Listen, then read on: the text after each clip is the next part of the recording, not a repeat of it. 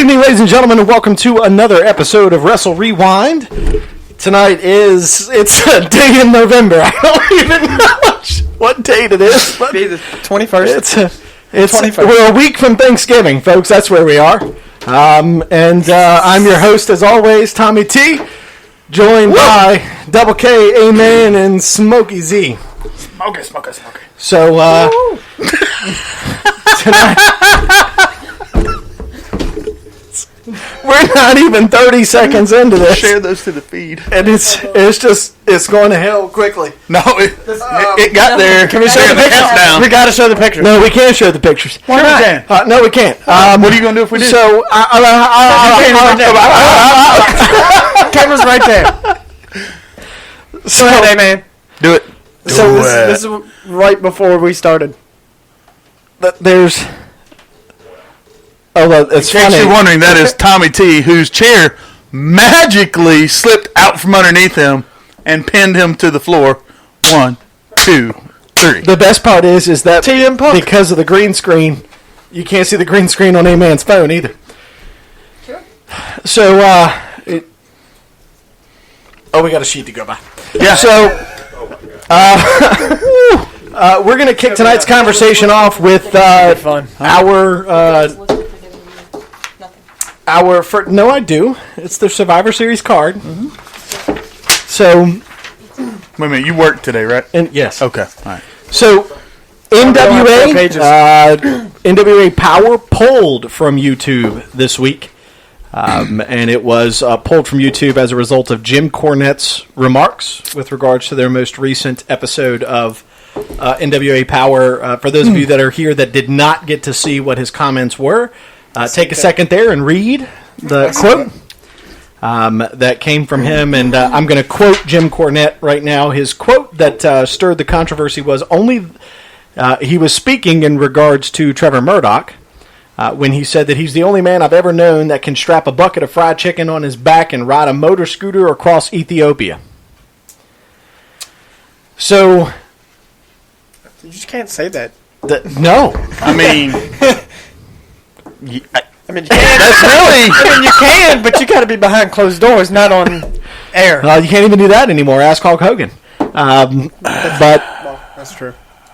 You know, I don't know. He did get $150 million out of that, and he also bankrupted the company out of that. He sure did. So, but regardless, you know what? I have to do it because he's a real American.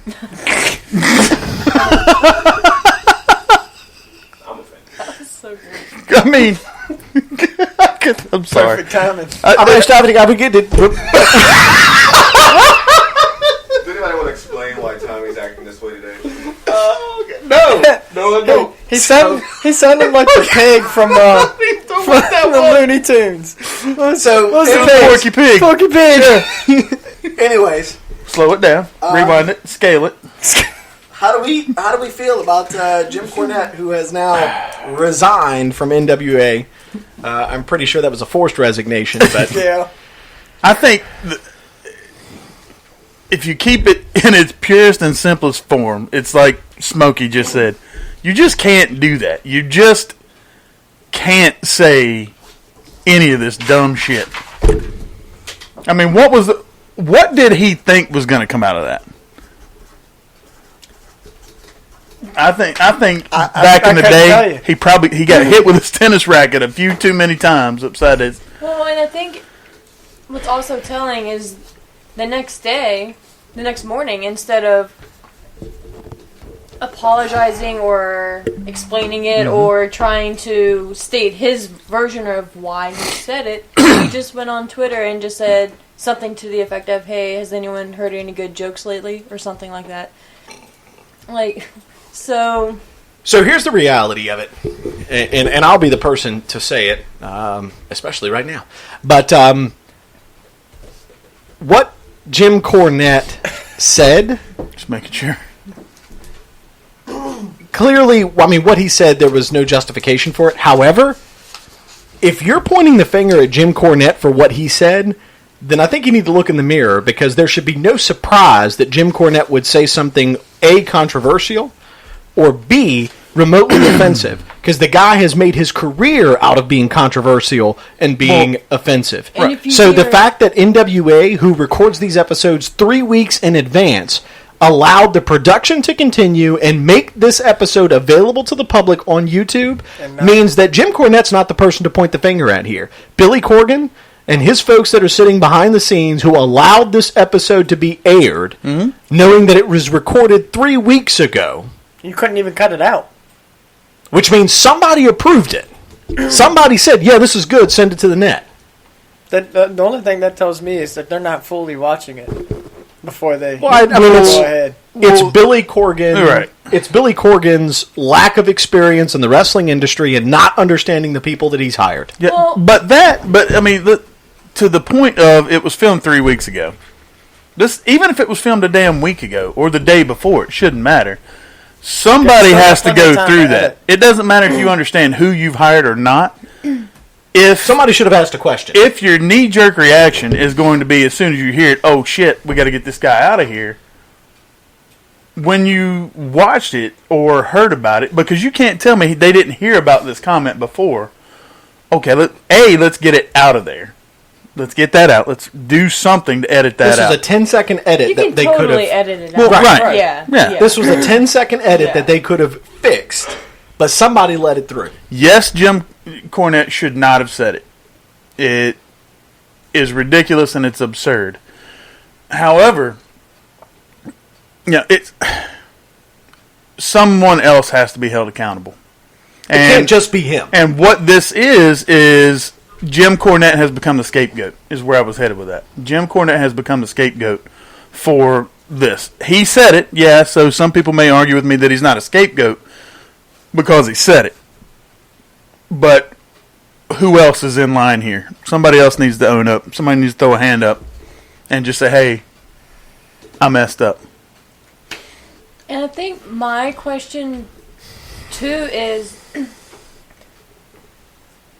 immediately after he said it, that in the moment when he said it, I forget the individual's name that he sits with, but his partner didn't think like, oh wow, that comment probably wasn't cool, to make a note to later go on and say, hey, go to Dave Lagana and be like, hey, maybe we should need to cut rewatch that. Right. a certain part of this match and go over the That commentary. needs to be pulled out. Why did no one think when it was said, like, oh, crap, that's probably not cool. Right. You know, we should probably mark that for edit. Like, I get people are human and stuff, but, like, a comment like that is just... Especially nowadays, you know? Like, it's just, like Smokey Z said, you just can't say that. Right, that's what they keeping it in its purest, simplest form. Yeah. You just can't do that. Yeah, and people shouldn't be surprised if you know anything about Jim Cornette. He makes comments like this, or he's known for things that he says. His podcast is filled with crazy remarks. Well, and So the they knew sad what thing they is, had, but I'm sure that they didn't expect him to just go, you know, full fledged with a full a frog. remark. He went Yeah. full frog with it. Yeah. I think the thing, it's not the 80s anymore. The sad thing is here, if he says this exact statement word for word in 1985, 6, 7, 8, anything, Nobody even notices that he said anything. wouldn't even blink an eye. And that's the But sad that doesn't part. make it okay. Right, that's why I literally said that's the sad part. So that was, I don't know. It should have been edited out. I think It made it to the air. Right. The bottom line of it is that Jim Cornette's not the only one that dropped the ball here. But to their credit, the second it aired, I didn't watch Power Live, so I heard about everything a few hours later. Dave Lagana, who I believe is their vice president, or he's essentially a step below Billy Corgan. He went on Twitter. They owned it. They pulled the episode completely. They are doing everything they can at this point. I'm not excusing, them not Right. catching it, of course, but at least they're taking ownership and not just blaming it on Jim. They're saying essentially they should have caught it, and they removed the episode for it. So they didn't pull the episode. YouTube pulled the episode. Mm-hmm. YouTube pulled the episode down and notified them that it had been pulled for offensive comments. Okay. So, Which is surprising because I feel like there's the a fact- lot of other things well, on but- YouTube that's like well, how does we've one talked, comment but and a we've whole talked show- about this on our show before, that wrestling fans are fickle. Oh, for sure. Yeah, so we definitely are. you find one thing to go after, and that's what people go after. And then if you can get a bandwagon of folks of even if it's just hundreds across the board, which is a handful as far as the wrestling population is concerned, it doesn't matter. Nico and I were talking about this tonight before the rest of you got here, and that was that a lot of the times these instances, and not to their discredit, but a lot of the times what ends up happening is you have 5 people that see something that find it offensive. And then those 5 people share it on social media that they found it offensive. And then hundreds of people who have no interest in the product that they're actually talking about now jump on the same bandwagon and say, well, this is social injustice. It's a ripple effect. Right. That it shouldn't be allowed. And it's not to say that I'm giving credence to Jim Cornette. I'm not. What he said was wrong. It's just the fact that this is how it happens in our modern society. Sure. Where you have, again, a handful of people that see something, and then those 5 people share it on social media. Yeah. So it went from those 5 to 500. And then those 500 people share it. Now it's 5,000. Which 90% of them aren't even wrestling fans. But the fact that they found something that they equated to social injustice or inequality just spreads it. And or racial negativity nowadays is popular. Exactly. Yeah. And if they can find a way to, I'm not going to say beat the man, but if they can find a way to challenge the system, to change the status quo, then that's what people will stand behind. And in an environment where we've seen the Jordan Miles incident with WWE, where he's fighting back against what he thinks is a racist organization, that type of stuff, when it happens, it's very easy. So here's the thing: when you think about this, let's think about it of what we were enjoying before we started the show. It's a fire, right? So, I wasn't sure where we were headed there. In our world, there's tons of kindling, tons of it. And all it takes is one little spark to ignite it all. Because there's already plenty of fuel. So all it takes is a spark. And that's what Jim Cornette's comment was it was a spark. So once the spark is ignited, there's already so much fuel in our society that it just spreads rapidly. Mm-hmm. So NWA Power just became the most popular wrestling program in the past week. Just because there are more YouTube searches this week for NWA Power than WWE and AEW combined. Why? Well, it even made TMZ. Right. Yeah, right. Why? Well, whoever... Because bad news draws. It always has. And whoever sent that, the little clip of it in our little group message... When I watched it, I had to rewatch it because I wasn't really paying attention to what he had said. I was just kind of watching the actual match. And then it ended, and I was like, all right. I was like, I must have missed something, so I played it again, and I was like, oh, got it. There it is. I mean, and again, I'm not justifying what the guy said. What the guy said was wrong. He shouldn't have said it. But that doesn't change the fact that he is someone who, and one of our viewers here actually stated, racism should be called out. Don't care of the first 5 had the balls. I'm not going to finish reading that entire quote, but only because of FCC reasons. But I agree with her 100%. If you say something that's offensive, then by all means, you deserve to be called out for it. I think the only point that we were trying to make here is that while Jim Cornette said this, and he owns that responsibility, regardless. He owns that responsibility. He needs to own up to it. And I think, I'm going to switch gears for just a second. I think that's the most disappointing part about this, is that since this has happened, we've seen, he's not a member of NWA anymore, but he has still failed to come out and publicly apologize. Well, that's why I said the next for morning, his remarks. But he just doubles down. He doesn't own it. He just doubles the next down. Morning, his tweet was like, "Hey, have you heard any good jokes lately?" or something to that effect. But so he doesn't see what's wrong in his statement, or he doesn't. I don't know. Was he trying to laugh at somebody? Look, here's the thing. Jim Cornette is a grown ass man. He's been around a really long time. He knows what he said, and he knows what he said was wrong. And there's some people that just come out, own the damn thing, and move on. Because you're already gone. Like, you've done, And he's smart. His response is going to be him on his podcast, and his podcast is going to get a crap ton of downloads because everyone's going to want to hear what he has to say because we know it's going to be obnoxious. He's not going to, I'm assuming he's not going to apologize, and it's going to be something absurd, and then we'll be upset about it for a week and then move on. If he was That's how the society is. If he was going to apologize, he would have already done it. He would have At this point, he just doesn't He would have already done it. He doesn't. Good Lord. It was empty. I see that. Yeah, that's fine. Okay. Yeah, I mean, so It just shows that he doesn't care here's whether he offended somebody or not. We're going to do a new round of things here. So one closing piece. Each one of us will get our own remarks as to what we want to say, our final statements on this particular subject. And we're going to kick it off with a man. So Which you're one? the only. Oh, got it. The only. So we're going to kick it off with a man and let her have your, whatever it is, 30 seconds, however much you want to say in 30 seconds, of your statements on the Jim Cornette NWA Power fiasco. I mean, I pretty much said what I need to say. I think it's unfortunate for the show itself because he did contribute a good knowledge and a good mind for the business in and of itself. So I think it's unfortunate that we will no longer get to hear his knowledge and his take on wrestling. And I think he was a perfect fit for them, but it's unfortunate. And I hope he sees what he does and apologizes and moves on. Okay.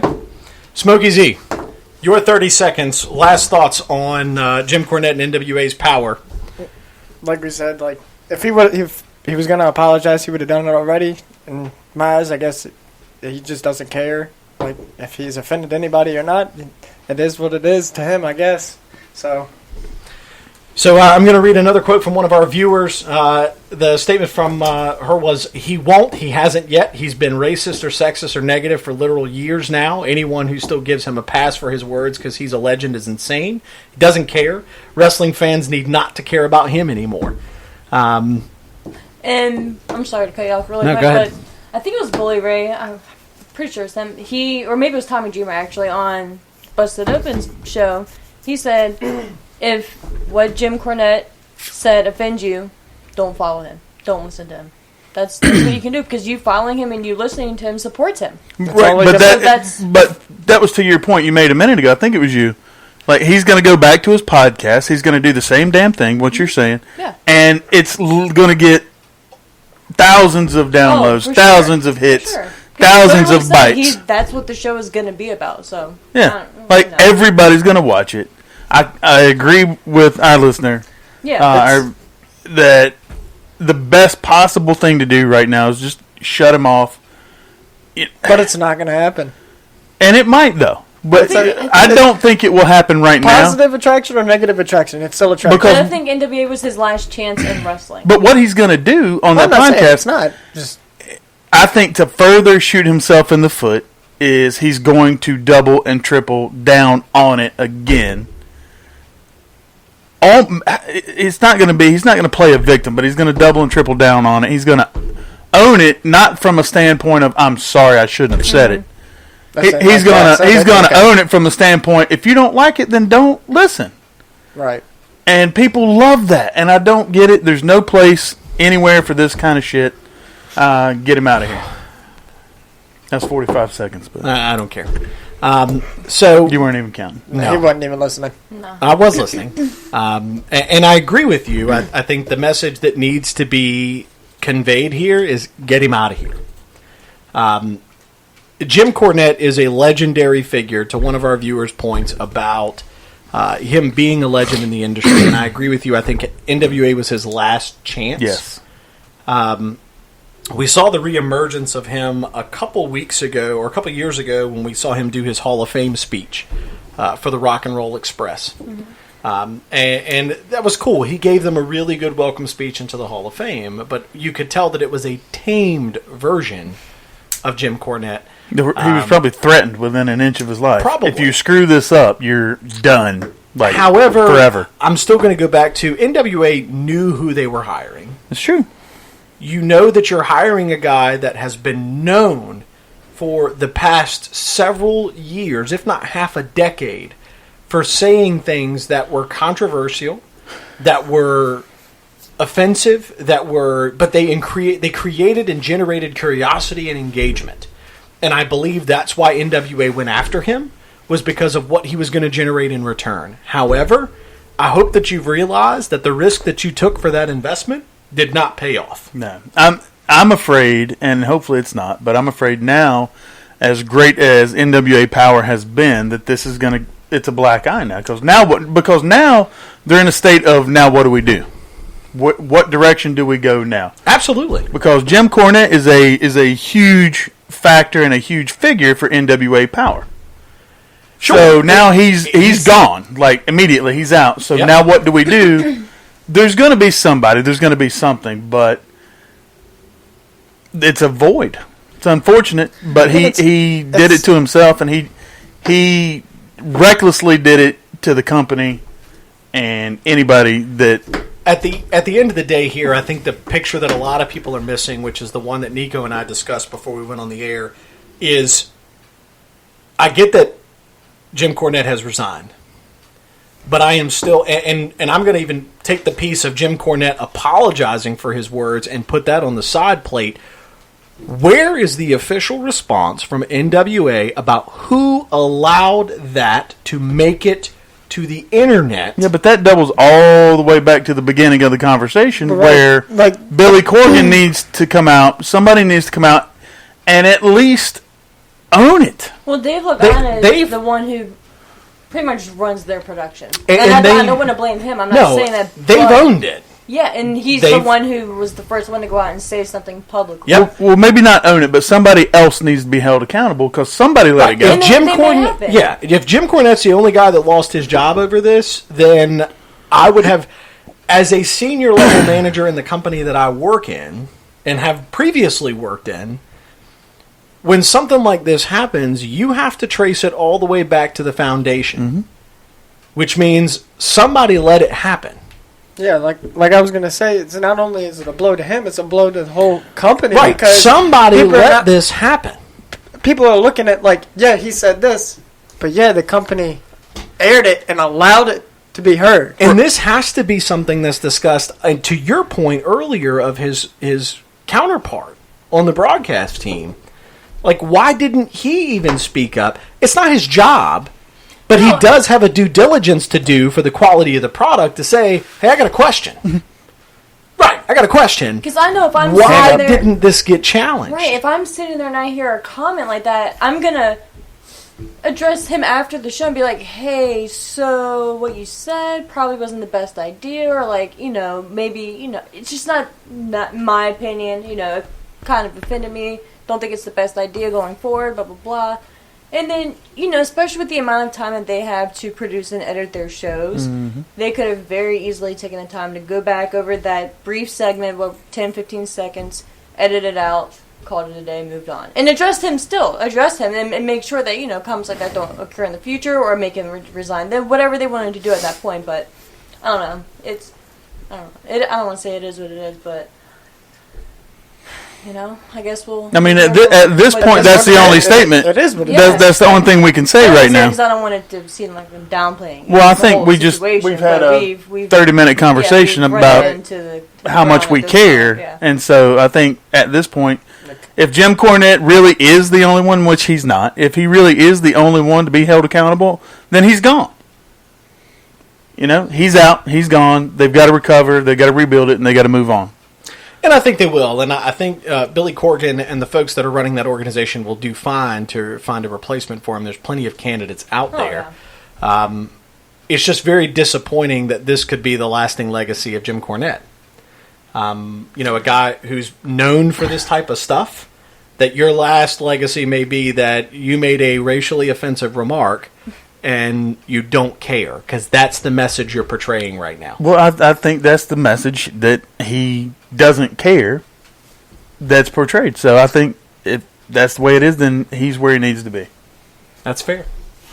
All right, we're going to wrap up that particular segment of the program and move on to the next topic for the evening, which is going to be AEW. big news coming out this past week. Two things that Cody Rhodes managed to secure the trademark on. Mm-hmm. He actually secured the trademark on Dusty Rhodes. The name specifically. Yeah. He secured the trademark for it. And he also secured the trademark for Bash at the Beach, a former WCW moniker. That's actually going to be an episode of Dynamite, isn't it? It is. It's going to be It's a 2-week, basically, stint. Mm-hmm. So they're going to go down to Daytona Beach, where WCW used to do Bash at the Beach. And if you guys remember this, they used to do some spring break episodes of Monday Night Nitro, where they would have like water as part of the entranceway. Like I can remember Raven. I wanted to go so bad. Nash Kevin Nash and Scott Hall. Yeah. So we're going to see some sort of form of that return. Tony Khan feels very confident about the market there in Daytona Beach for them to be able to draw a good crowd. And one of those 2 episodes that they're going to feature is also going to be a Dynamite episode that is broadcast from Chris Jericho's cruise. So that's being tied into that 2-week Bash at the Beach theme for AEW. There it is. Yep, so that should be interesting. I think that might be the first time that we've ever seen wrestling broadcast on a weekly program from a cruise ship. I can't say that I've ever seen it. Yeah. So we've seen it from aircraft carriers and battleships. Right, but never from an actual luxury cruise ship. Yeah. Moving forward on that, Tony Khan... I wanted to talk a little bit about Tony Khan this week and his controversial remarks with regards to I loved Randy Orton. And I just want to pause for a second. I love the Glass Houses comment. I want to pause for Jacksonville Dixie. Yeah, that one was good. But I want to talk about real briefly here, just say my piece on Tony Khan. I've admired this guy from the start of AEW because of how withdrawn he has made himself. Mm-hmm. So the wrestlers will tell you he's very involved in the business, but he's been very secluded as far as the media side of dealing with wrestling. Mm-hmm. And this past week, between him storming out of Tony Schiavone's birthday party and his comments about... I didn't hear about that. I didn't hear about the birthday Eric party. Bischoff wrote an article about how he was attending Tony Schiavone's birthday party, and Tony Schiavone wasn't saying some critical things of Tony Khan and how he was running AEW, and about how Tony Schiavone felt like Tony Khan is repeating some of the same mistakes that WCW made, which caused... Just imagine that conversation. Which caused... to Eric Bischoff about issues that Tony Khan is making from So, WCW. Tony Khan, I guess, took some offense to it, stormed out of Tony Schiavone's birthday party, which the entire party, mind you, was themed around a roast of Tony Schiavone. Right. So it ended up causing some sort of friction somewhere along the lines of Tony Khan. He stormed out of the birthday party, did not stay till the end of the event. And Eric Bischoff made comments about it, and Eric Bischoff basically went on the record of saying, like, you got to have thicker skin than this to work in the wrestling business. Mm-hmm. If you're going to make it, you can't take somebody just criticizing what you're doing, then you're never going to make it, is the point that Eric Bischoff was trying to make. And wrestling, there's always critics, no matter what. Hell, we criticize every brand of wrestling every week on this show, so that we do. It's not reserved to any specific type, and we're not experts in this. We're just fans that are talking about what we see and what we think about the industry. Mm-hmm. But I have grave concerns over Tony Khan and his transition. So take a second, look at the picture that Nico's got there of Tony Khan. Is that Rick Moranis from Ghostbusters? And so when you're looking at it, just take a second here and tell me what you see when you look at Tony Khan in that picture. I just did. Honey, I Shrunk the Kids.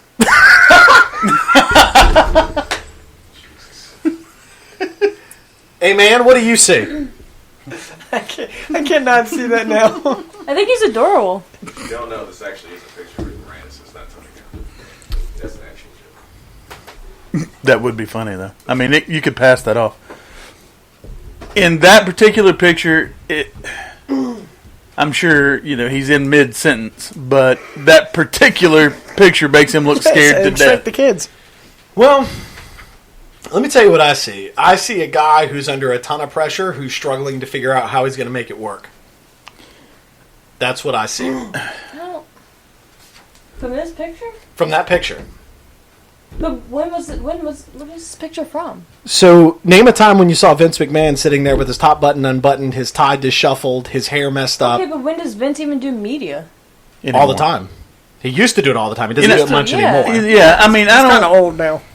So, name a time when you saw Vince McMahon. I mean, when you saw Triple H. Well, Tony Khan does media after every pay-per-view. Like, he is out there and he answers questions from whoever. Like, I don't specific like websites, but like anyone who's there for media, he goes. I mean, out there after the show. that right there. Yes, that's a different look. Yeah, so I mean, that could have been after a 3-4 hour night. I don't know. I can't make a judgment off of that picture. I'm not asking you to make a judgment at all. I was just asking you to read that one picture. Well, it's adorable. Well, here we go. Here's what, if I've got to really pick it apart, and all jokes aside, he looked tired. That's an exhausted man. Yeah. And you know what? He's got his hands in a lot of different things.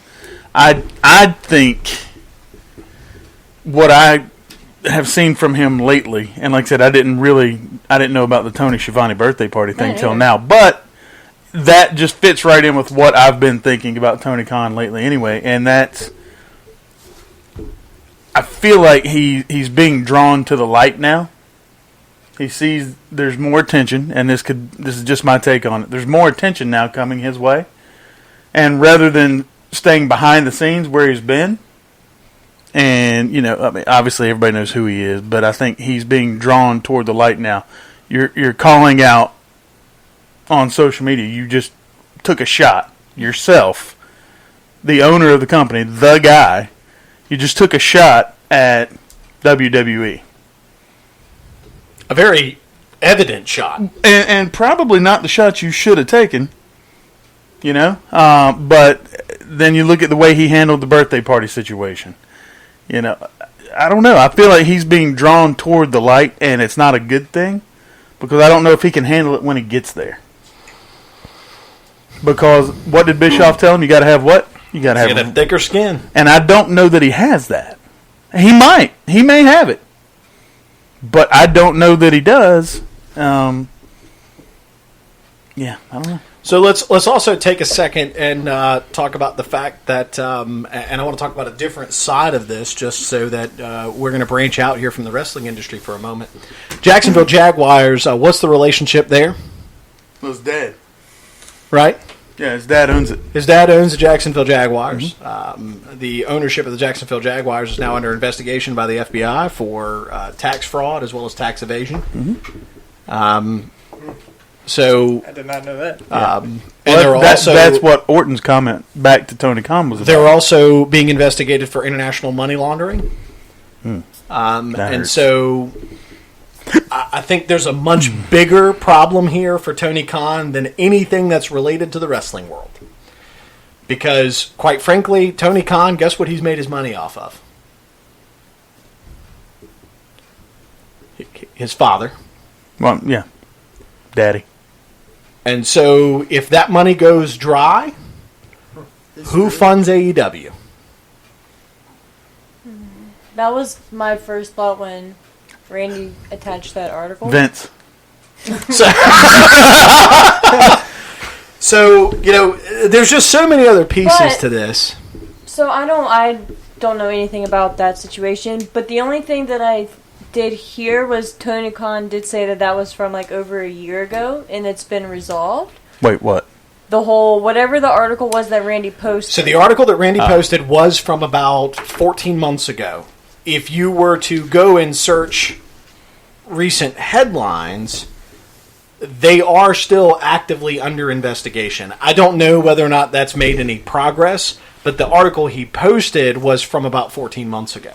I feel like once you're at that level of financial impact and you're investigated for something like that, I feel like that's one of those things that doesn't ever really go away. Well, no, because tons of other things are going to stem from it. I mean, Right. If you give the federal government reason to come digging in your backyard, and I would say this confident about any business owner in the country, if you give the federal government a reason to come digging, it's probably not a good idea. Well, and I don't even think they have to have a reason. If you are on that, again, financial level, I feel like they have an eye on you anyway. Right. Yeah. So then if you throw in, if there's a slip up, if there's something that doesn't quite look right, now they're going to come digging, and they're going to dig, and they're going to dig, and it could take years. Well, and they're going to dig till they find something. Yeah, I mean, it's. I just feel like it's never really going to go away. It may go dormant, but it's not necessarily ever going to go away. Yeah, I agree. So, I think everybody got a good kick out of his interaction with Randy Orton. Absolutely. I always appreciate good fun. Randy Orton's glass house comment was amazing. Was classic. And then the Jacksonville Dixie just made me laugh. Like the moment I saw that, it just made me laugh. And all this stems from CM Punk. Yeah. His first tweet after being announced on Fox, he tagged, I forget exactly what he said, but he tagged like a few people, and then Tony Khan. Well, pretty much, I think he just said like nothing is off limits or something like that. He tagged WWE, Vince McMahon, and Tony Khan in the same tweet. Mm-hmm. Yeah. But already, just stirring up crap. And he didn't even say anything negative. So that's why I think it was so surprising that in just the direction that Tony's response went. Like, out of everything you can crap on, everything, you pick that.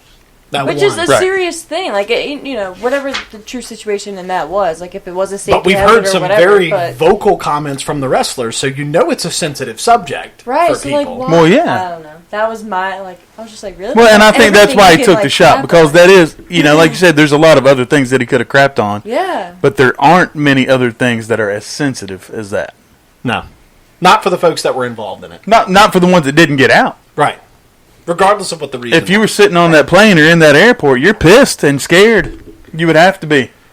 So, we talked previously about Jim Ross's comments about how, and I quote, AEW has too many flips and flops for me. He has now gone back on the record to say that he is not interested in leaving AEW, but he appreciates the fact that Tony Khan allows him to be authentic and honest about what he sees. Was that a concern? That he was No, I don't think anybody brought it up as a concern. I just think there was a some generalized statement. Yeah, there was a conversation about it, I think. That, just since we're not used to people actually speaking their true yeah. feelings. Right. So he was trying to convey that, like, yeah, I said it, but it wasn't. I wasn't saying right. He was basically coming out to say, I'm not saying I want to leave AEW. I'm just they're telling me it's okay for me to speak my mind, and I'm speaking right, and that's I'm fair. speaking that's my good. mind. Yeah. Which, if you look at WWE, that doesn't happen. Oh no. No. You say something the boss doesn't like, and let's see how quickly you don't get TV time, or you end up chasing the 24/7 title, Or just jobless. or jobless. Get your cardio in that way. Yeah, I mean you will. I'm appreciating, the segments where we do see that title now are shorter. But we're actually getting matches out of that title now, too. Exactly. They're shorter and they're less distracting. Was going to be the other part, and ruining matches. it was because there was I can't remember. Was it Buddy Murphy and who? It was Buddy Murphy. They're having a match? Cedric? And, Cedric Alexander. They were having a match. And it was awesome. Caught myself right there. He almost dropped it out. I almost had it. I was like...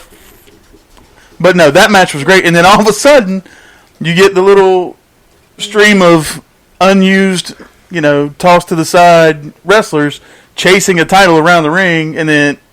No, it was R-Truth. Because Truth got out of the ring during the match to chase the title. It was Buddy Murphy and R-Truth, and that match was great until that title starts circling the ring, and Truth gets out. Oh, yeah, that ruined that match. And he only runs, he chases around twice, gets back in, gets kicked in the face, gets pinned, match is over. Yeah. And it was a great match, and they ruined it. Yeah. Sorry. Moving on to the last topic for AEW tonight. Full Gear estimated to have gotten 100,000 pay-per-view buys, which matches All Out. It came in just less than All Out. All Out had an estimated 110,000 pay-per-view buys. Is it just me, or does this seem like what he said. not as much as I thought it would have been.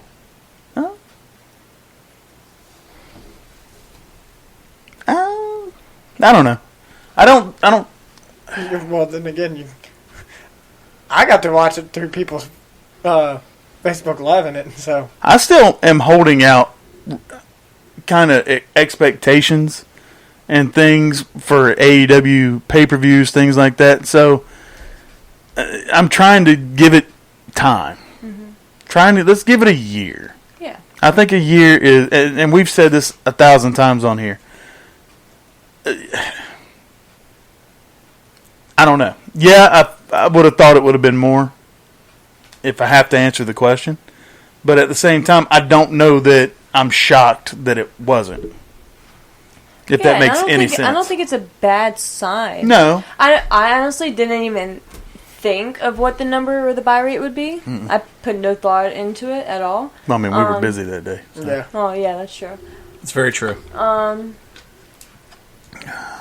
But yeah, I think the only reason I'd be a little surprised would be what was it, 110,000? Mm-hmm. I marked it up.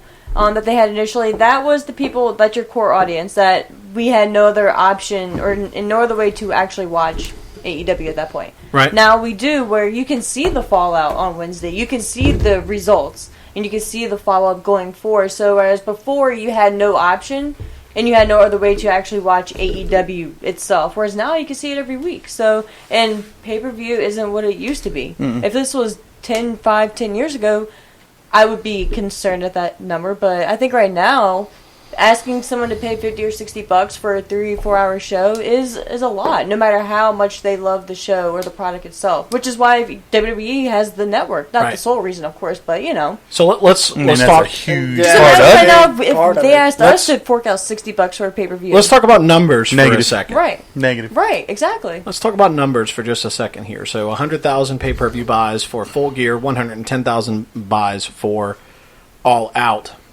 with an estimated, we'll say, 20,000 in attendance at Full Gear, and about 34,000 in attendance at All Out. So if we take those things into consideration, and we take, in my opinion, the worst pay-per-view of WWE for the year, Hell in a Cell, with the way it ended. So they had 14. Definitely most disappointing. They had 14,000 pay-per-view buys, 1.5 million views. For Hell in a Cell? For Hell in a Cell. 1.5 million views, 14,000 buys. Only because they're not all major broadcast companies cover WWE's pay-per-views anymore because of the network. So, there are certain... Very limited. Yeah, there are certain is. providers that Not just many don't at even all. carry Yeah. it anymore. Yeah. So out of the ones that were available, 14,000 buys, Which is- 1.5 million views. I'm sorry, who's AEW? I think So what we and, said. and I don't mean to say that to sound negative, but when AEW is consistently trying to talk about going after and challenging WWE, That's where I was you're going. just not playing in the same ballpark. No. I mean, you've got. And it's not a discredit to them. They're just not there yet. They could get there, but I think they have to stick with what they do best I agree. and You're not get outside of that right now. You're competing against NXT, which for all...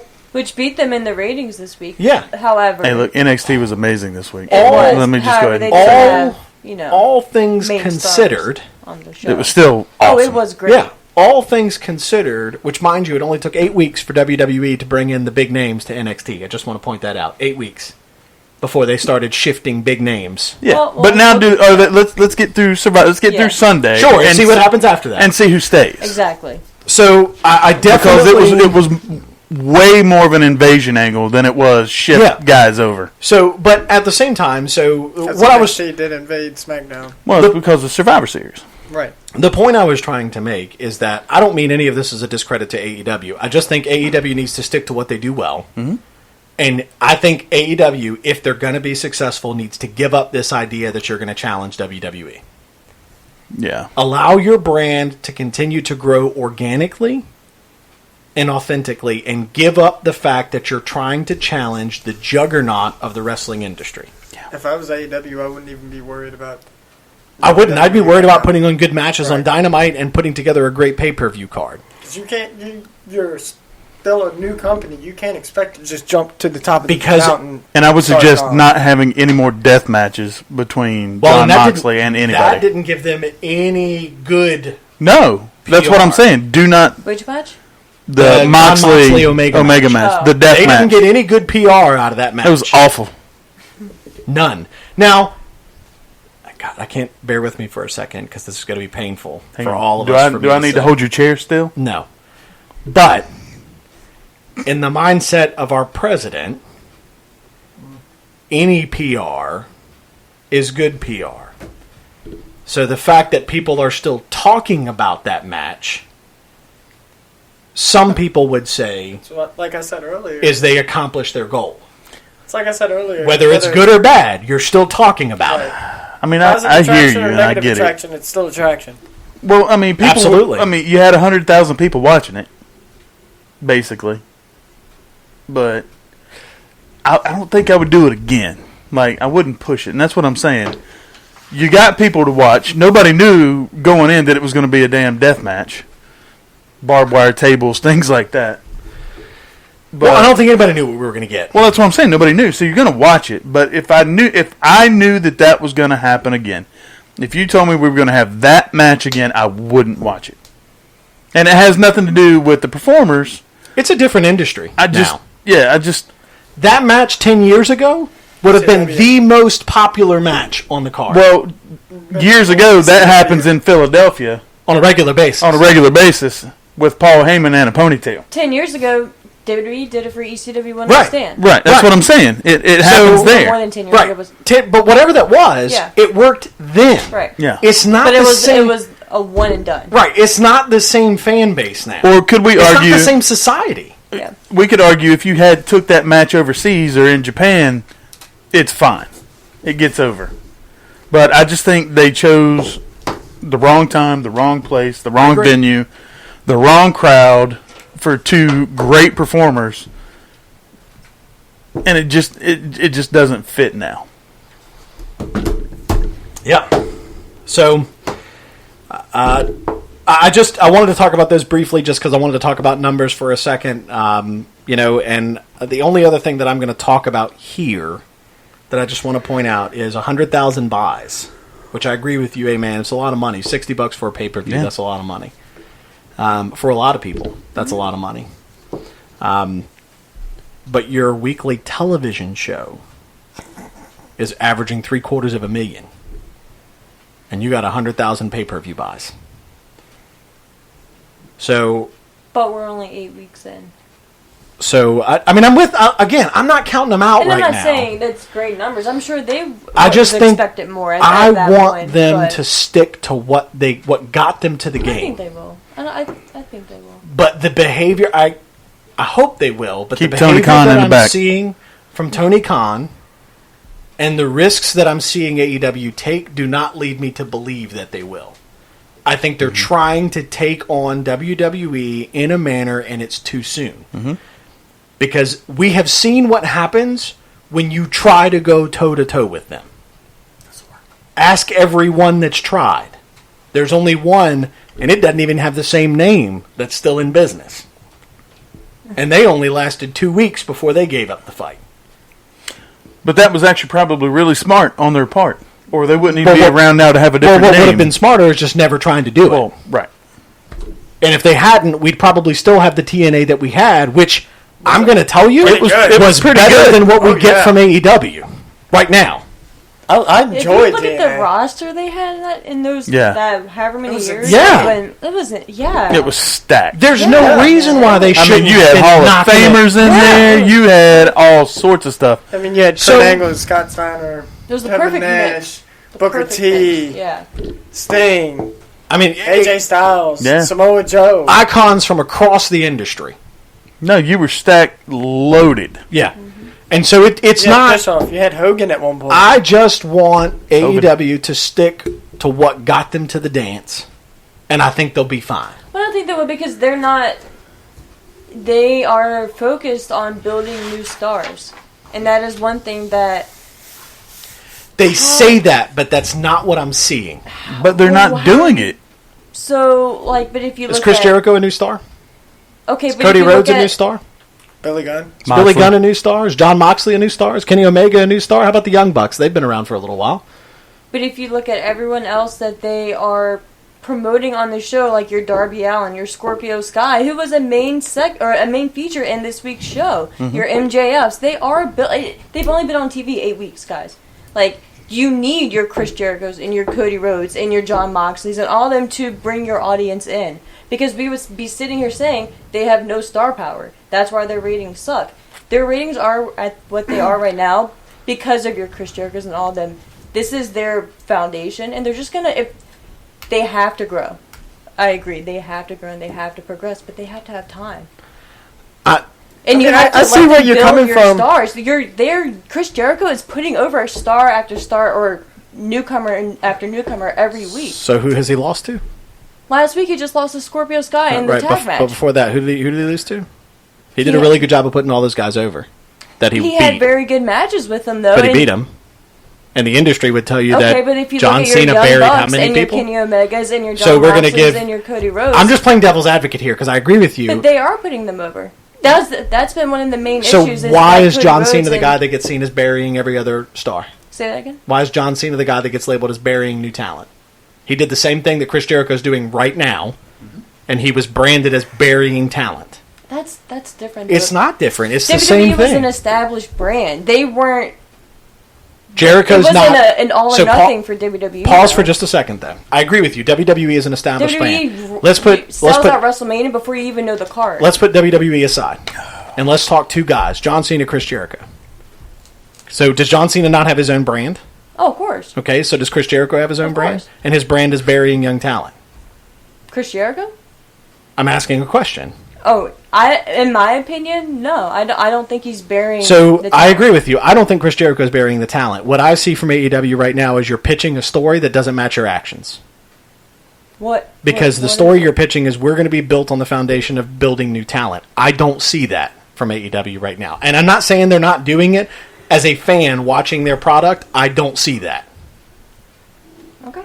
What I see is you're using older guys that you know can carry your business and get you the popularity. So you're doing the exact same thing that WWE does that we as wrestling fans chastise WWE for. And AEW's doing it. So the biggest argument in WWE in the last 5 years is you're using part-timers and old names to carry your business. Well, guess what AEW is doing But right who's now? a part-timer in AEW? But they're still using old names to carry their business. But they're still full-time wrestlers on the active roster. I'm not arguing that point. But that was... You're preaching that you're trying to do something, but you're not delivering on that message yet.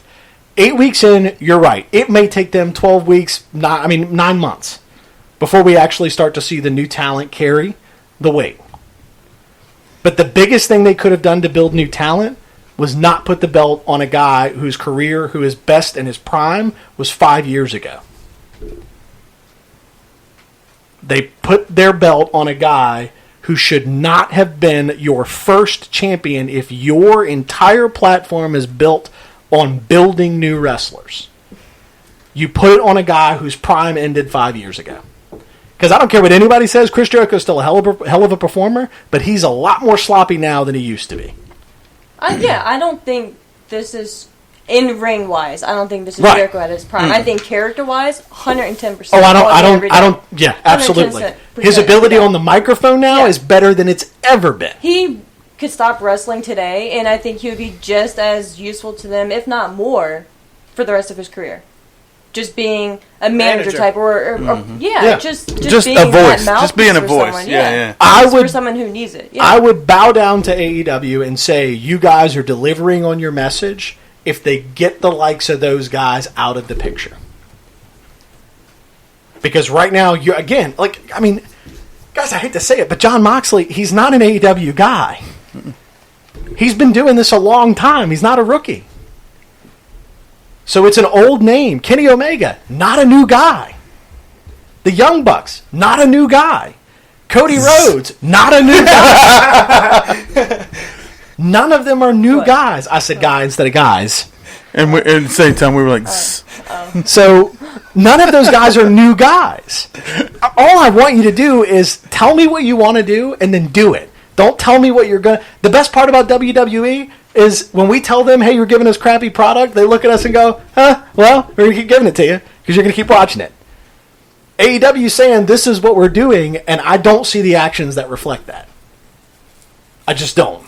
Okay. I mean, I would have even given credit to Cody beating Jericho for the title. I would have. yeah. I would have given you credit for that because I would have said, now you validated Cody Rhodes. Well, that's coming at some point. Eventually. That's coming. And I'm okay with it when it happens. Sure. I just want to see them follow through on their message. Because I agree with you, they are giving great spots to the younger talent on their shows. They really are. And they're giving what seems like more time to those matches as well. Mm-hmm. Because a lot of the main event matches don't always run as long as some of the mid-card matches, which is the opposite of what we see from WWE. But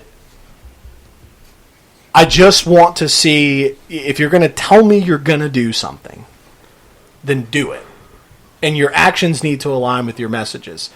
You can't tell me that you're building an entire platform on new talent and you let two old guys... I don't think they've ever said the entire focus is on new talent. Well, they haven't, but what they've committed to is they... Your corner pieces. You have to have your established players.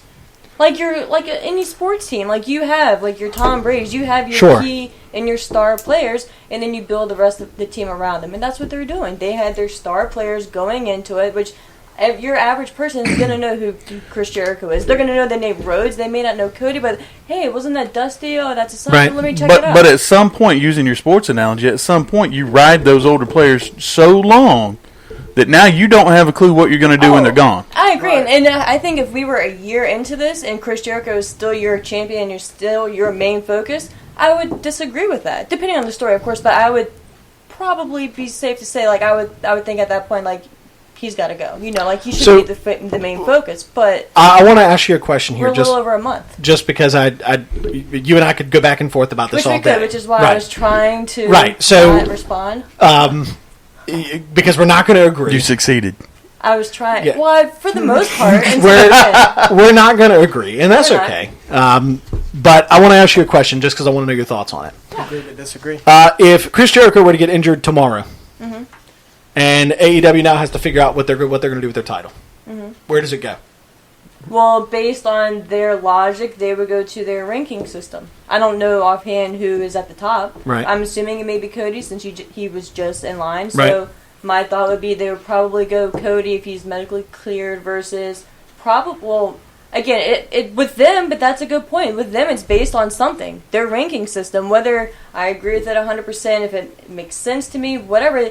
That's what they're going off of, so that's what I have to go off of. So whatever their system would be, then all right, well. So the only thing I do like about AEW, they're trying to make it more of like a sport thing, like kind of like UFC and boxing. They go off in wrestling, in wrestling, it's hard to do because it is predetermined. Right. So you can't. It's not true. Truly that. There's another company that tried a ranking system for 4.5 years before they abandoned it. They were called WWE, and it was the power ranking systems, and the fans didn't get two shits about it. And so it went. No, it's not different. It was a ranking system that WWE used.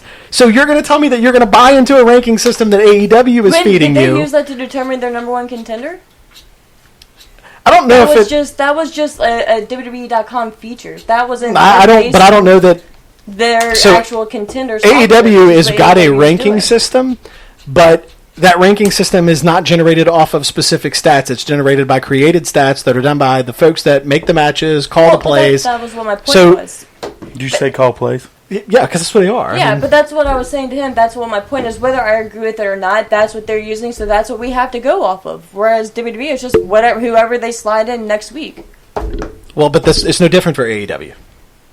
Because they can change who's in that number one spot the moment they rewrite the script. They don't have scripts. Well, they don't have storylines either. Right. Which would mean you don't have ranks, because if you don't know who's next in line, then there's no my story to be told. Is they work backwards. They have, like with Full Is this Gear. golf? You learn how to play golf? I don't know anything about golf, so I don't know. The only thing I'm trying to say here is that you're trying to base a ranking system off of something that doesn't exist. Hey, look, I told you I didn't agree with that. I didn't say it was a great idea. I'm just saying that's what they go off. You're trying. I mean, it's fake. I'm not saying It's fake. hey, the ranking system is a great idea. Like, I'm Nico, just get over saying it. that's what it was. It's fake. So, Dude, This is in case the wrestling gods hit you with something. I mean, the reality of this is that the whole argument's a moot point. On your side or my side, it's a moot point. The reason why is because it's not this. It's all predetermined. So AEW can say, "Well, this is our ranking system. This is how we're going to base." No, it's not. It's just who you decide is going to be the next number one contender. I know. That's what I was saying. That's the one thing I didn't So, understand. but don't say it's an ranking system because it's not. Well, no, you asked me if Chris Jericho was injured. Who would be the next so that's person? why I said that. Wherever the side it was going to be. But we That's could. what my answer But was. it's, and I appreciate You that. just wanted my take, and that's what I'm not in. Like, But that's why I said I no don't- different than WWE when they just determine who's the next guy in line. AEW is doing the same thing. This is not a new science. Double K. You're both right. You're just You trying are. to end the argument. Well, you're both right. Literally just Hold on. You're literally saying the same damn thing, right. Just and that's different why ways. it's doing this. Right. You're literally saying the same damn thing, and I think our viewers at home have yanked their hair out, and they look more like you now than us. I mean, that's probably true. so That's probably true. So we'll move on. Me and Double K were just kind of sitting here and just like, but I was enjoying it for a little while, and then Yeah, I that's started really listening. I was like, wait a minute. They're saying the same damn y'all are thing. both going back and forth about the exact same thing. Y'all are both saying the same thing. So, anyways, that's going to wrap up our conversation with AEW. A-Man's always going to defend them. I'm always going to be critical of them. Well, I mean, I thought you said you were moving on. I am. That's enough. Just to clarify, she is a diehard supporter of the wrestling. Hold on, let me finish. Of the wrestling industry, He just told you to shut your mouth. You And- know your role. That's fine. and she wants Jabroni. them Right. to be successful. Well, I want them to be successful. And I want them to be successful too. Do you, though? I'm just you, more though? critical of them. I'm just more critical. Nico, what do you of think? them. Does he want them to be successful? Yeah. You're the outside voice in See? this. He's really critical, but he's not saying he wants them to fail. Right. I don't want them to fail. Wasn't he the one when we first started this whole thing? That Oh, was like, absolutely. They're going to fail within the first week. But he didn't say he wanted them to. He just said they would. Right. I never said, hey, I want them to Hey, fail. who asked you? You did. You just asked him. We've had that moment like 3 times this week. It was you. That's true. It's true. Who asked you? You did. And a hush falls over the crowd. Nah, sorry, I got distracted. Matt, Anyways, moving on to WWE. What's coming on this coming Sunday? That's not it. Survivor Series. For the first time in Survivor Series history, 3 brands represented. So At they Survivor changed the Series. logo to blue, Well, yellow, and red? that's an old logo. The new logo is blue, yellow, and red. Okay. I don't think I've seen the new one. The new one is. Nico. Forgot what the original is. Oh, hey, So- I didn't realize Tony Khan was in Spaceballs. So we're going to go down the match card, and that's going to be the extent of our WWE conversation this Dark evening, helmet. except for one other piece that I want to add to it. But Yeah, there it is. let's talk briefly. Brock Lesnar, Rey Mysterio. So You think they pull another Eddie Guerrero and Brock Lesnar match? Maybe. Hey, maybe. Rey's talking a retirement tour. I told you a month or so ago, that I read somewhere that they potentially were planning his retirement match for Tampa against his son. I can't remember where I saw it at this point. Like I said, it's been a month, maybe 2 months ago. But I did see they were planning Rey's retirement match against Dominic at WrestleMania. That would be cool. Would it? No. I mean, your retirement match against your own son at the biggest stage. I mean, it would be For cool him, it's for really him, cool. absolutely. Right. For That's what I'm saying. For him, it's really cool. as a dad, I can say it from that standpoint. I think it would be amazing to be able to do that. As a fan watching it, I'm like,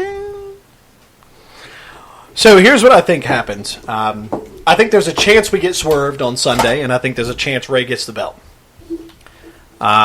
We've seen this storyline before. We saw it with the Great Khali. We saw it with the Big Show. We saw it with the Giant in WCW. We've seen this before with Rey Mysterio. So it would not be a shocker to me for me to see Rey Mysterio leave Sunday with the title. However, what I could also see is Rey losing that match and his son costing him the match. So it's no holds barred. So that tells me somebody's going to interfere. Well, yeah, it's going to happen. At some point in time. Isn't he still hurt? Who? Kane. Kane? Oh. Velasquez. So Yeah, not Kane. Kane. at some point in time, somebody's going to interfere, and they're not going to be disqualified. So Dominique interferes. Lesnar gets involved. But because Dominique gets hurt, Ray gets distracted. Then Ray falls to Lesnar, ultimately Dominique being the one that cost Ray the match. That sets up your potential feud at WrestleMania 36. Because, guys, whether you realize it or not, we're 5 months away. We are 5 months away from WrestleMania 36 in Tampa. So we are merely about 45 days away from the road to WrestleMania. What? So it's. I mean, we got Wu-Tang Clan over here, but Hey, I just had somebody ask me a few minutes ago if you missed the memo on the black shirt tonight. I guess. so My T-shirt's not even black. So I just. You guys will do your picks later this weekend. I'll send gonna those out. smack Which Thought we're stuck. We're stuck. Which, mind you, this will be the first time Nico's had to officially defend his no holds barred championship, as he'll be challenged this coming Sunday for that title in the picks. Hopefully, he fares better this weekend than he did against Damian Wayne. That's true. I wrestled 3 times. Yeah, but you did a great job at taking that L. No, he took a L. So, match number 2, Becky Lynch versus Bayley versus Shayna Baszler. Your thoughts on the triple threat women's match? I think it's going to be good. I mean, I can't say I'm massively excited for it, but I think it's going to be a good match. I'm excited to see Shayna in there with those two. Yeah. Like I said, I think it's going to be a good match. I think once the match starts, I'll be excited for it. But like right now, just thinking about it, I'm interested to see it. I'm into it. I think it's going to be good, but... So, amen? Yeah. Amen. Amen. Yeah, I'm pretty much with Double Case then. Looking forward to it. I think that that match or the Shinsuke AJ Styles Roderick Strong match have the potential to steal the show. One of those two. Because let's be real, that match with Becky Lynch, Bayley, and Shayna Baszler, I don't have a problem saying that with the exception of Charlotte Flair, you have the 3 best women in the women's divisions of WWE competing at Survivor Series. Yeah. No, yeah. Like, this is one of those few times where I can say that the people who have the belts are the best ones in their divisions. Again, with the exception of Charlotte Flair, she's just remarkably talented, as is Sasha Banks. Mm-hmm. But those 3 women deserve to have this night to steal the show. I hope they do, but I think if I've got to say what I think is going to be the match of the night, then it's got to be AJ, Shinsuke, and Strong. Mm-hmm. I think those guys are going to take people out of their seats. This, for me, this is the match that reignites Shinsuke Nakamura's career. Sitting here, if you didn't say it, that's exactly what I was going to say. Yeah, I mean, I think this is the match where people not realize, but remember just how good he is. As long as he doesn't hit anybody in the balls. Yeah, which we haven't seen that in a while. They got away from it. If he drops down and hits... But we're going to see your buddy, because he'll be there with him. So your best friend will be ringside with him. Mm-hmm. So we're going to get an opportunity to see that.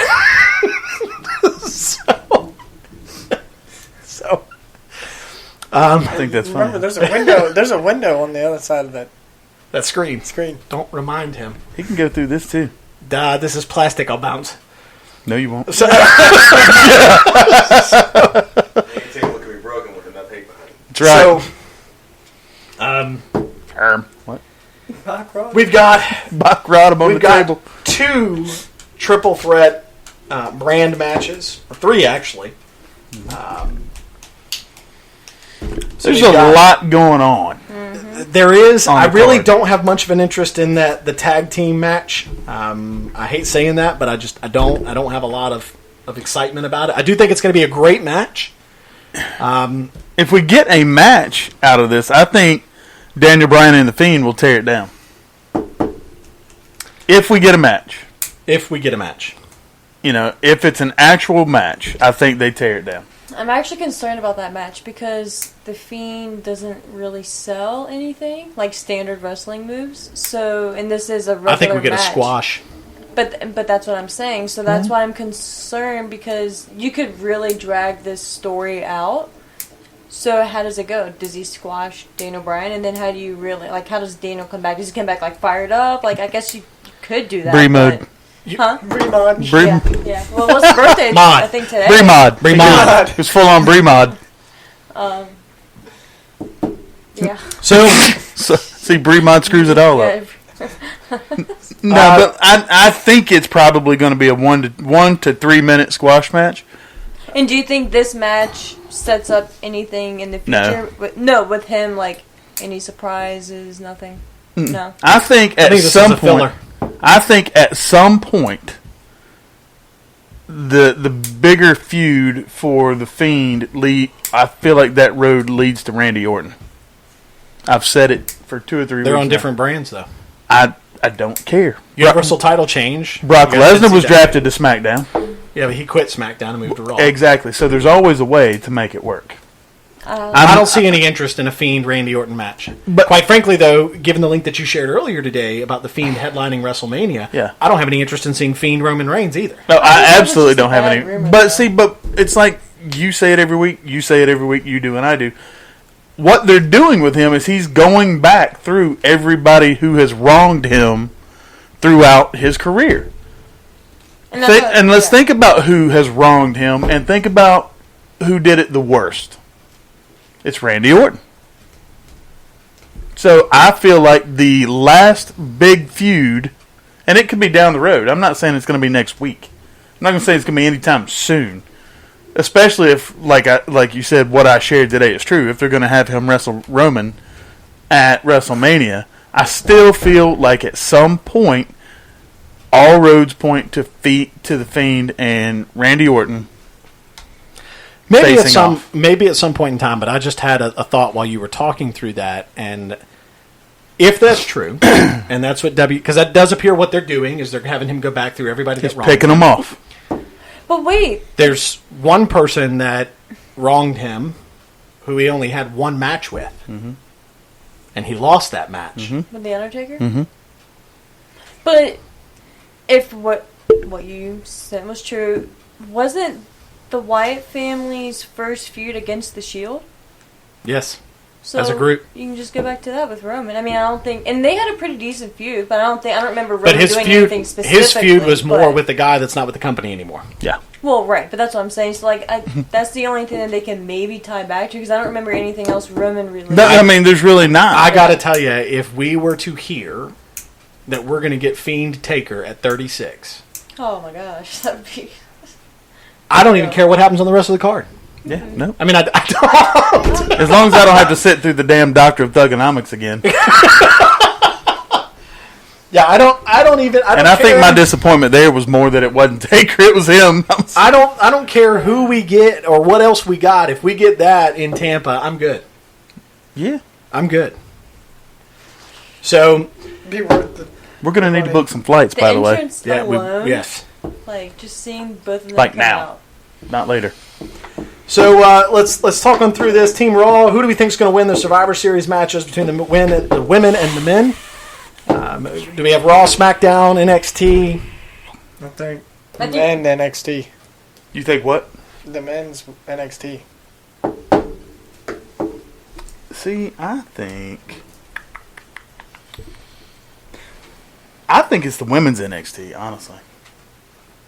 And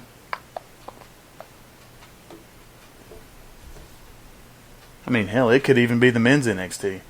What if NXT I mean, just... but if you look at from a momentum standpoint right now, from show to show to show, NXT has all of it, as far as I'm concerned. Raw has none of it, and SmackDown maybe. Well, what if NXT just does like a clean sweep? That's what I'm saying. Raw did last year. Wow. Wins everything. Yeah, That would be a big deal. I can see Yeah, and NXT NXT 's the winning only way that everything needs because then Wednesday nights. Because next week, if you think AEW is going to have a stacked show, Yep. okay, and WWE NXT is going to need something to counter that. And all you have is the entrance that's going to be there. But by the time Wednesday comes, you already know who won what. Because you've already seen Raw. Even if you didn't see Raw, you're on. You know what's going to happen on Raw. Yeah, right. Like, NXT Raw has to have turned a into stacked Days show. of Our Lives, where you can miss it for 6 months and watch one episode and know exactly what the Yeah. hell's going on. I don't know what Paul Heyman's doing over there. I'm going to be honest. I don't know what he's doing. Because let's not forget, that's the guy that's running that show. He's Bobby Lashley's fluffer for the Lana scenes. So,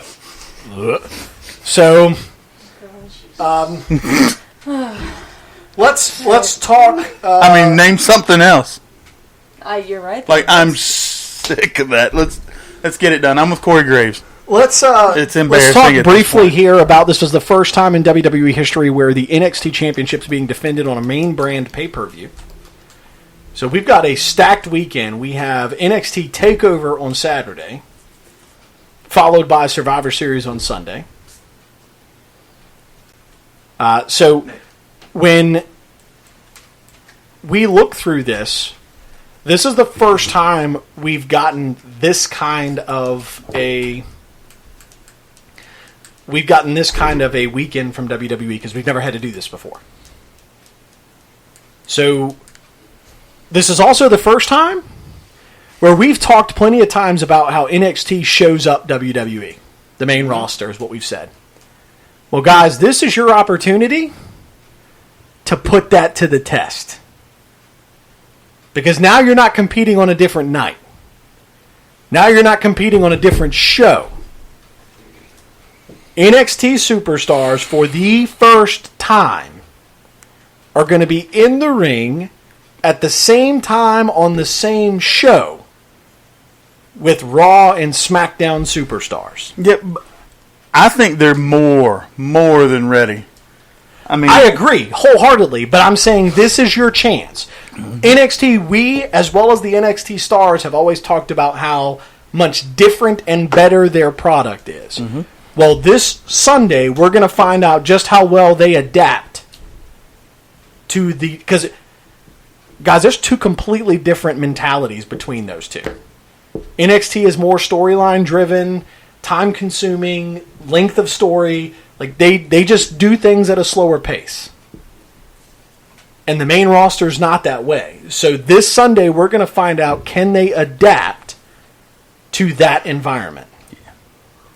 Can they step up and play on the same stage and still be just as good? I don't have any doubt. I don't either. I have zero doubt. And I mean, because if you think about it, look at, was it last week on two different shows, Adam Cole was thrown into title matches to defend his title with Daniel Bryan and Seth Rollins. Yeah. That went just fine. Those matches were great. The only thing I hated, you knew it was going to happen, was, well, he defeated Daniel Bryan, but then Seth got jumped and everything went to hell. You know, those were two great matches. Yeah. I think my prediction is when it comes to Sunday, saddle up and buckle down, because this is liable to be the best WWE pay-per-view of the year. And as I was about to say, they are in the perfect place in Chicago. Absolutely. For this to happen. The only other place would be Philly.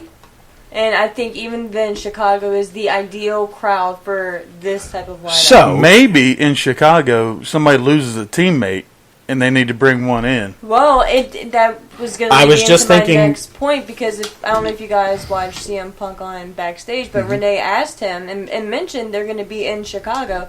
And one of these teams, I think NXT, hasn't been completely announced yet. And he did Neither for the women or men. Right. And he did say on the show that he obviously had like pretty much a soft spot for NXT. Because that was his thing. He was the indie guy, you know, coming up that way so he can relate to them. I wouldn't put money on it, but I mean, can you imagine? Yes, I can. Oh, Yes, I can. There is a very high probability that at some point in time in the night on Sunday, we're going to hear Cult of Personality. God, I hope so. I hope so in time for so many reasons. Most of them revolving around you, but for so many reasons, I hope we hear it. I just have a feeling that here's the thing, if WWE's gonna pull the trigger, They need to do it in Chicago. Sunday's when you do it. I don't think so, though. I do, because hometown. let's think about the last time CM Punk's Cult of Personality played in Chicago. It was on a Monday night, the Monday night following the Royal Rumble. Cult of Personality hit, but who came out? It was Paul Heyman. Paul Heyman, who gave a speech about how CM Punk essentially took his ball and went home. Mm-hmm. Yeah. So you mean like that to make an appearance? to come right? Okay. That I'm not saying to wrestle. Okay. That's why I said at some point in time we hear it. God, I hope so. Now I think there's also a chance that you hear it and he doesn't come out. Because WWE will love to do nothing more than piss the crowd off. And again, why? I'd love that. Did you guys watch backstage?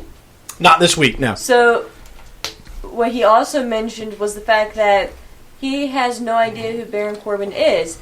Who is the only pretty much real heel in WWE? Baron Corbin. Imagine the heat he would get if he came out to CM Punk's music in Chicago. Yes. Everyone loses their shit. And Baron Corbin walks out. I mean, and CM... like, you're done. Many people across the wrestling industry will have no problem telling you that the best heel in the business right now is Baron Corbin. Yeah. I've read... in the business. I've read many comments from different guys. Across the industry. Peers. Not just WWE guys. Peers, yeah. That have said he is a guy that is genuinely hated. I wouldn't say by the people. business, but WWE for sure. Name one better? Quick, go. First one. MJF. No. Sammy Callahan. Maybe. I was going to say, is MJF actually truly hated, or are people still cheering when he walks out? After what he did to Cody, I don't know. they are. Before then, they were. I was getting concerned because he was teetering. People were starting to. Well, that's why they did the Cody thing, I'm sure. Right. But I still don't think he has the same level. Like Baron Corbin, people would just assume to spit on him and put water on him when he's on fire. You can't say that about MJF. So, because people still cheered on Wednesday when MJF came on TV. Like, everybody does this when Corbin comes out. Baron Corbin's been getting some cheers lately, though, too. Every heel gets cheers. Some of them are more relevant than others. I mean, John Cena probably... I don't know that there's anybody that's ever been more polarizing because he could go back and forth depending on the crowd. Baron Corbin doesn't get a Baron Corbin chance. He always gets the boos and the you suck chance. He doesn't get any kind. MJF. For a week. He's been doing it for a week. Hey, here we go again. Yeah, let's just keep going. So, it's not, again, not my opinion, the opinion of many people throughout the wrestling industry, though even those that are not in WWE have said that he's the best heel in the business. So, whether it's true or not, it's up to the fans. I mean, it really is. It's up to the fans as to whether that's true. I agree with you. I think that if he's not and you want to make him the biggest heel in the business, then you do exactly that. I would love to see CM Punk, and I think I would love that slightly more. Just because people would be in Chicago, like people would be furious. But when we hear it, we're gonna get excited. Let's face it, we're gonna get excited when we hear it start. As much as I don't like when you hear the static, yeah, we're gonna get excited, and then Corbin's gonna come out. Now I'm gonna say, "Damn it!" And I'm gonna walk to the kitchen. So I think that there's a chance. I think it's some. That's why when I said, I think there's a chance we hear Cult of Personality. I didn't say we're gonna see CM Punk. I just think if WWE is smart, you have to play these cards right. You have to. I don't know. You have got such a media storm coming into this. But all of this is assuming that somewhere there's something we don't know about that he is going to get back in the ring. Well, he's now backed completely away from him. It's never going to happen. To I'm not actively pursuing this. Yeah. So a very different change in tone from CM He Punk. said that even before he signed with Fox. But you know what though? I think a lot of that change of heart, I feel, has to do with walking out to that music, Oh, sure. being on that camera, having the feeling that adrenaline rush when you walk out there. How many guys do we know now personally, and how many have we heard through the years on that WWE level? Use The Rock, for instance, that talk about the rush that they feel every single time you walk through the door, being addicting. So if you go back and watch the video of his entrance on Backstage, you can actually see him as he walks through the doors, where he hears the music and he's looking around as if he was looking for the crowd. Right. And that's what he said on the show. He said this was the first time he was nervous for something since he could remember. And he wasn't even nervous when he fought The Undertaker. He was more focused, and this is what he said. He was more focused on talking to AJ Lee than going out to face The Undertaker. So that's how he knows this is the right... And again, this is just a completely different role than actually going back to the ring. But I'm going to say something. This is the best thing we can hope for. And at this point. Unfortunately, it's being recorded, but I'm going to say something. Oh. And what I'm going to say is that if CM Punk comes out to his music on a WWE stage and has a genuine look of appreciation for what he is doing, then I will forgive him for everything that I've ever said about him. That look of genuine authenticity is the same look that comes from when The Rock walks through that curtain. And that's why you, in particular, need to go back and watch Backstage. Because seeing him, especially the sit-down towards the end of the show with Renee, just hearing him talk and hearing him explain he was nervous for this. Don't care. He's not a WWE employee. I don't care. He's not. I don't care. Hey. Okay. Just be ready.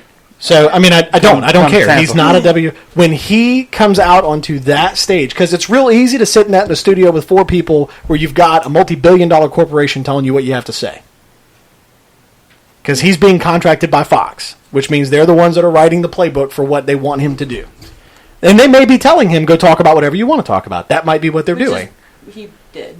And that's fine. But to me, I've always said he owes the fans an apology for what he did. Because there's one guy that did something very similar to him, but that guy had the balls to come out in his Hall of Fame speech and apologize for what he did. Yeah. So he still owes that, but I will forgive him for everything that I've said about him if he shows that genuine appreciation for what he's doing. Because there's a very big difference between sitting in that studio with four people when he's not sitting in front of 10,000 fans who he walked out on. He did do that. I mean, there's no real denying it. He walked out on. So that's the part that I've always held against him. So as soon as I can see him move past that, then I will forgive him for it. But sitting in that stage with four people while he's got 6 cameras looking at him doesn't mean jack. Feel some real animosity here. That's fine. Well, I mean, have I ever not had animosity towards him? No, that's true. I mean, That's true. if there's one thing that I've been consistent about, it's him. No different than you and Sami Zayn.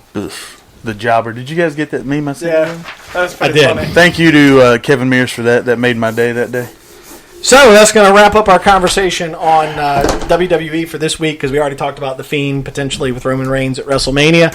And I didn't want to drag that out too long. And there's not really anything big going on in WWE news right now other than Survivor Series and NXT coming into the fold for that. ACH has 2 bookings coming up. He's going back to Wrestling Revolver. I did. See that. Good for him. I'm glad to see that ACH has got a life out past WWE. I just still think that he handled... and again, I'm glad to see that it didn't end everything for him. And I wish him the best for what he's trying to do. So that's going to take us on to our final segment of Wrestle Rewind for this week, which, as always, is our Wrestle Rewind trivia. And we have... yes, sir? I forgot the belt again. It's very assumptuous. Very assumptuous that you're going to take No, that. No, wait. Hold it. I know where the damn belt is. I knew where it was too. No, you didn't. I knew it was Where is stolen. But that doesn't mean you know where it is. What in I knew it wasn't with me because it was stolen. Well, you just said you knew where it was. I knew it wasn't with me. So Yeah. it's more accurate to say you knew where it was not. In your possession. And actually, when I said that, I was just referring to because that one night I almost forgot it. Y'all gave me crap for it. That's what You I had it was referring stolen in your car. to. No. I'm I not was talking about the that. one for this. Forget that part. You're the No, only that's one in what I this was group that had it referring to. stolen. No, okay, what happened? Why y'all bringing up old shit? Exactly. That's what she's thinking right now. Exactly. All right, so Wrestle Rewind trivia. Double K, our reigning defending champion. How many times did you say last week? It's only 13. 13 time Wrestle He lost 12 times. Rewind champion. Smokey Z had that for 1 week. Hey, I still had it. And he actually didn't even have it because I forgot the damn belt. No. So here we go. You guys know the rules. Man, if I win again, You guys I won't get it again. You guys know that. Why are you still huffing markers over there? I have to do it. So that sounds like the words of an addict, doesn't it? I just need it. I need it. I mean, I I have was to do it. them like the Have whole to do time, it. but like whenever I go to initially use it. You just did it again. So, Yeah, it's just new. All right. all right, 15 questions. The person with the most points at the end is the winner. Kicking it off, this one is multiple choice. Question number 1. Which superstar was not KO'd by Bart Gunn in the Brawl for All tournament in 1998? Was it Bradshaw, Bob Holly, or The Godfather? Smokey Z. Bradshaw? That is incorrect. Double K. Godfather. That is It incorrect. was Bob Holly. That was Bob Holly. Wait, that was not okay. That was not KO'd. Yep. All right. Let me get my head in the game here. This one, question number 2, is also multiple choice. Which superstar did not participate in the Brawl for All tournament in 1998? Was it Bradshaw, Ken Shamrock, or Draws? Double K. Ken Shamrock. Ken Shamrock is correct. He could have competed in it. He would have killed somebody. I mean, that was like the most common sense answer That's ever. true. Question number 3. This one is not multiple choice. However, if you do not get it, you're eliminated from the game. Question number 3. The $1 million title was studded with what? Double K. Diamonds. Thank you. You're welcome. Had you got it wrong, I would have eliminated you from the game. I would have walked out. I would have shown myself out the damn door. I'd have been like, come on, Kenny, it's time to Question go number home. 4. Also not multiple choice. The $1 million title was worth how much money? Double K. $1 million? That is incorrect. Yeah, I know. $100,000. That is also incorrect. We've had this question before. Smokey Z. Made a lasting 500,000? I don't know That is why. also incorrect. $4 million was the asset value for the diamonds and the belt. We all. Question number 5. What position did Ted DiBiase enter into the 1989 Royal Rumble? Jeez. That's somewhere between 1 and 30, guys. Good luck. You got a 1 in 30 chance. Yeah? 89. Smokey Z. 21st. That is incorrect. 1989. Your first hint. John Cena and The Undertaker have both entered. Amen. 30. 30th is correct. Damn it.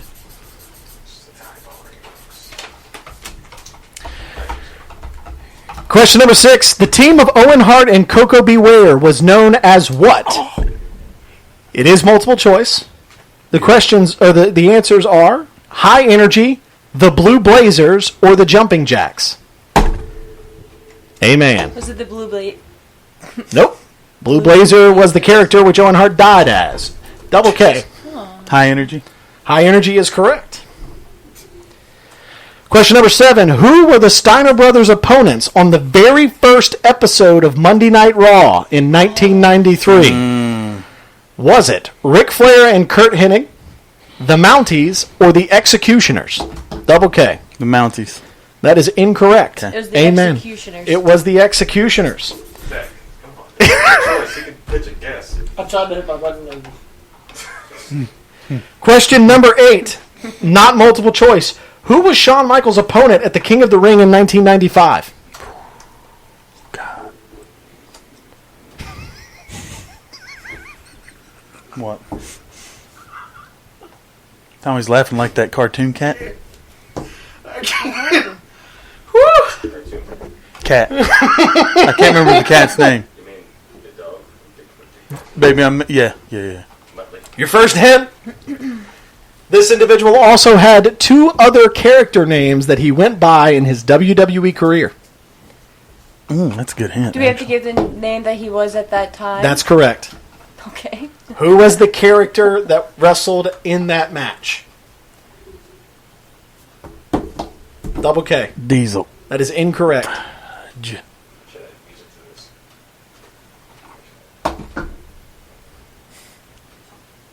Can I just have the hint? Wait, are you out? No. Oh, okay, I'm sorry. No, he hadn't even started yet. Here's your second hint. 2 of the other characters of this individual were The Godfather and Papa Shango. But what was his name in that match? Look at Nick.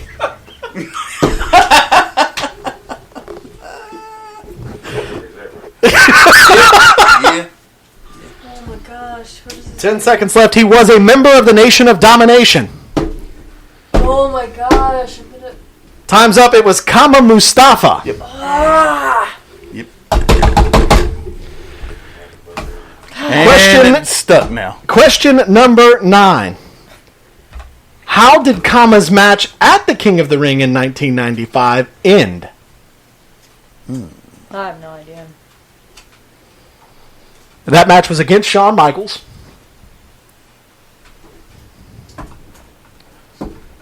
Let's take a guess. Does this make you uncomfortable? It really doesn't. I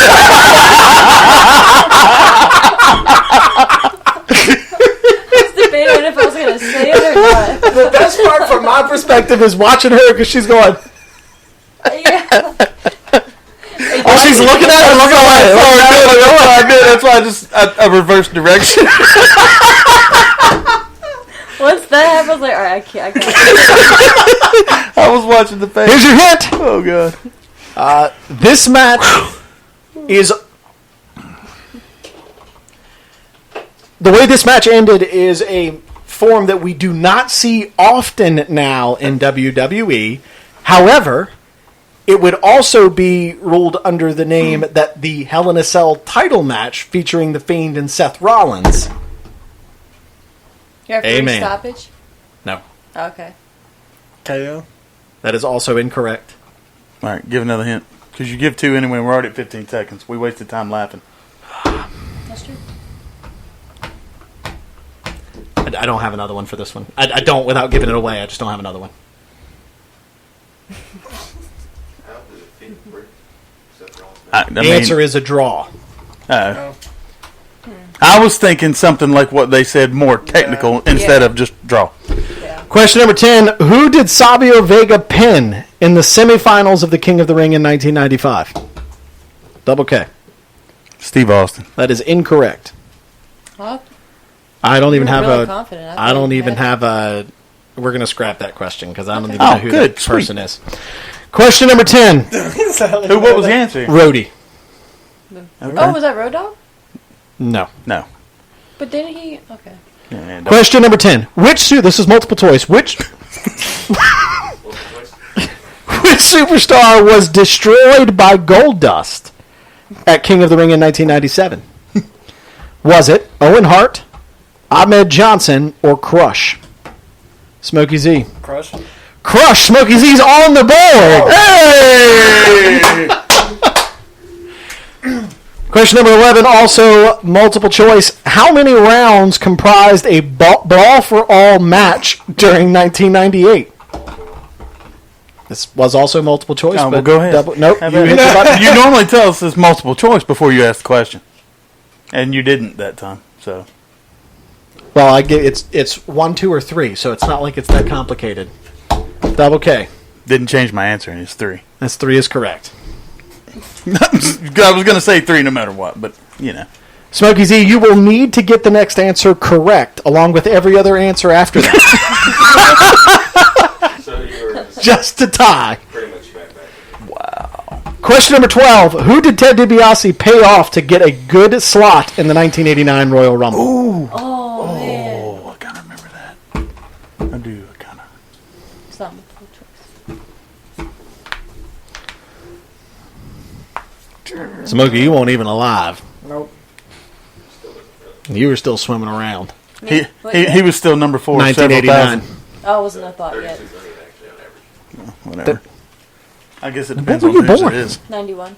Oh, man. Such a She's only 2 years older than you. Really? What? It's more than 2, but Born in 96. All right, Yeah, we- that's why I said more we're than at a 2, minute. but- We get a hint? this is awful. I forgot the question.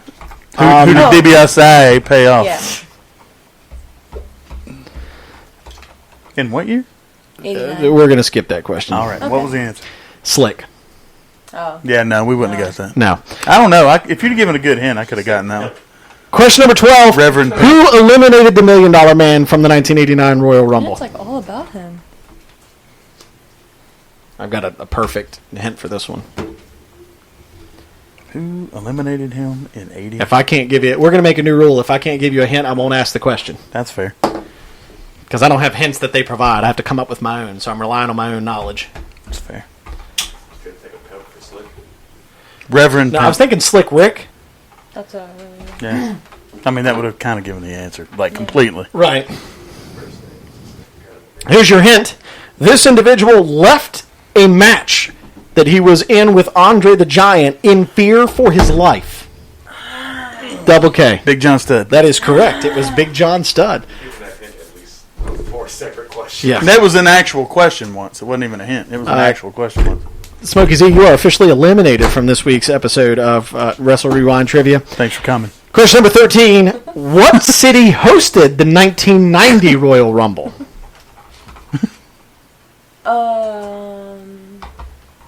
Royal Rumble? 1990 Royal Rumble. 1990 Royal Rumble. Not multiple choice. Not multiple choice. Of all the ones that should have I been, this know. one kind of should have been. I wonder how they determine what's multiple choice and what's not. First 2 questions on each card. Okay, well, there's that. It's a good answer. Yeah. Good question. That's fine. Thank Good you. question. Good answer. You know Thank what? you. Here's your hint. This city is also the host to the basketball franchise known as the Magic. Double K. Orlando. That is correct. It is Orlando. Amen. You You're one will. behind. I got 6. Does he? Yeah. Oh, well, then that's it. That is game. If you had had 5, then that would have left A-Man 2 questions to tie, but that is not. 6 points ends it for Double K, now the 14 time. I've said 14 times and never lost it. It's true. That's true. So you're still the 13 time. You're just the retaining 13 time. 13 times. I mean, he lost 12 times. Well, before we weren't given, we didn't have a belt that passed around for a while. We just, Had a card. we had a card. Then we had a belt. So, anyways, Double K takes it again. Smokey Z, thanks for playing. And that's going to wrap up another At one episode point. of Wrestle Rewind. Folks, just want to let you know that there will be no episode next week for Wrestle Rewind, as next Thanksgiving. Thursday is Oh, that's Thanksgiving. Turkey I Day. was like, why? What So next week? there will be no episode next Calm week. down. We will take a week off so that our folks here at Wrestle Rewind can spend time with our family and loved ones. And then we will come back to you the first week of December, where in a special announcement every week in the month of December, our show will be themed around a specific theme in an effort to try to shake things up a bit. Is one of those going to be greatest Wrestle Rewind trivia champion ever? No. Oh, okay. However, I will go ahead and tell you now. Do I get a Hall of Fame ring? That the first episode in December, so 2 weeks from tonight, Wrestle Rewind, when it airs, will be the Wrestle Rewind Draft Edition, where each one of your hosts here, myself, A-Man, Double K, Smokey Z, will draft our 3 top tag teams of all time, which will then be posted on our Wrestle Rewind Facebook page for our listeners and viewers to vote on as to which one of us had the best draft for the greatest tag teams of all time. Yeah, I already know one that I'm picking. So keep in mind I know too. that I will. Yeah, I mean, I can come up with 3. There are no limits to the greatest tag teams of all time from any wrestling promotion. Oh, okay. From any wrestling promotion. However, this group needs to understand that it's the draft, which means once that tag team has been chosen, it is no longer available for someone else to draft. That's fair. Well, they all ended up in the WWE Hall of Fame anyway, so. So that will be our episode 2 weeks from tonight, Wrestle Rewind Draft Edition, and that will be tag teams. However, each week in December will feature a different draft of a different sort. And at the end of the month, there will be a prize given. I had a question, but then I answered it. There will be a prize given to one of the 4 of us who has the most fan votes Ooh. at the end of the month. Okay. So a little bit of a different idea for December, but we're going to add that into the mix so that we can try to get a little bit more fan involvement in what we're doing. And so again, 2 weeks from, no episode next week, 2 weeks from tonight, we will do the Tag Team Draft Edition for Wrestle Rewind. Greatest tag teams of all time, top 3. And then the fans get to vote as to which one of us is correct. So that poll will be posted publicly on Facebook. So indies Does not matter. Greatest 3 tag teams of all time. So I've got some ideas for the other 3 weeks, but I'm going to hold those because I don't want to spoil them. But 2 weeks from tonight, Tag Team Draft Edition here on Wrestle Rewind, live at 8:30 p.m. Enjoy your holiday next week, folks. Happy Thanksgiving to you and your family. From all of us here at Wrestle Rewind, we thank you for taking the time to both watch and listen, and we look forward to seeing you in 2 weeks, 8:30 p.m., Thursday night, for Wrestle Rewind.